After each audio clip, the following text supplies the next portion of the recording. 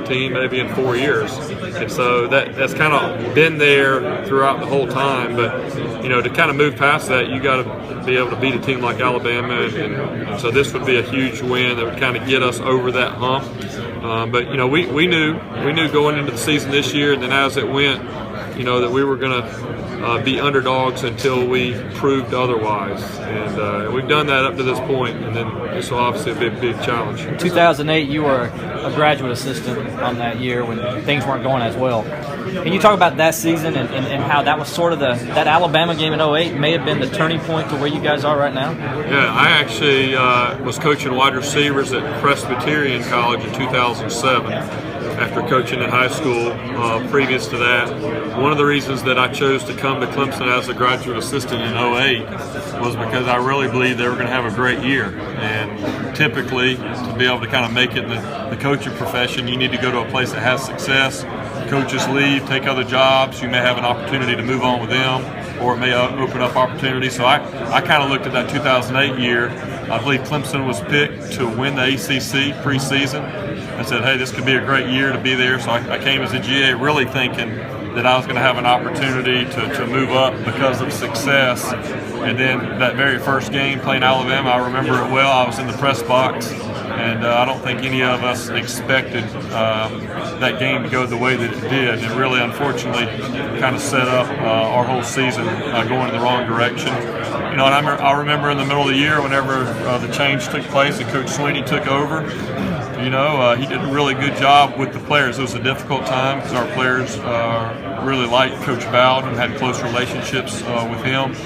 And so it was difficult, but I think our guys early on believed in Coach Sweeney, his energy, his optimism, and just the way that he coached. Obviously, they'd been around him because he was the wide receivers coach, and he did a great job.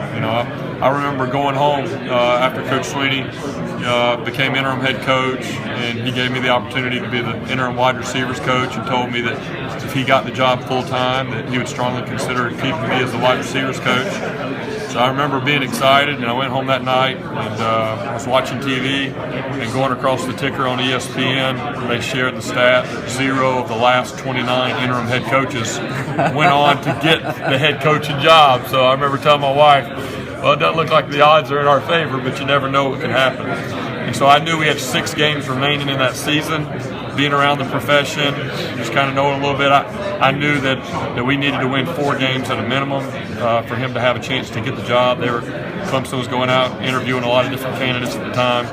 And then our first game in the interim year against Georgia Tech, we lost a close game here at home. And we were going on the road the next week at Boston College. So I knew that we weren't going to be able to get the job by beating Boston College, but we could probably lose the job if we didn't beat Boston College, start off 0-2, still have to go to Florida State, and still had South Carolina, Duke, and Virginia maybe left on the schedule. And so the memory that I have that I'll never forget is being in the press box at Boston College. There's about 4 minutes left. They just took the lead. There's a long time out before they're getting ready to kick it off.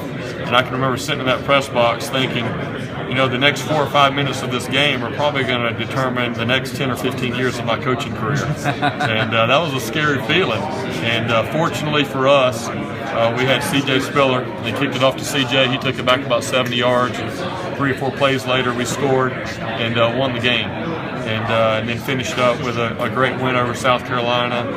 And, it was definitely a difficult time, but now kind of looking back to now where we've been able to get to from that point, I'm just really proud. And it's been great for a young coach like myself to be able to watch Coach Sweeney as he's built this program, into one of the best in the country. And I know that'll be very valuable for me down the road. Lots made of Alabama's front seven. What do you see in their secondary next season? Yeah, there's a lot of talk about the guys up front because they're creating a lot of havoc, and they get noticed really well because of all the plays. I think they have 50 sacks going into this game, which is unheard of.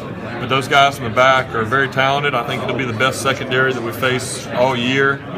Both of the corners are high-level elite guys that can really run, have great ball skills.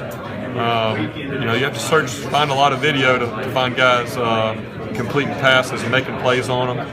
Every play catch that guys make is a contested catch, where there are guys there and it's just a one-on-one, and the receiver makes a play with the guy on his back. So there's not many wide open receivers running down the field. They're going to make you earn every inch. But I mean, that's why they are who they are, and they're one of the top, if not the top defense in the country, because they've got great guys on the front end and great guys on the back end, and that's how you win championships.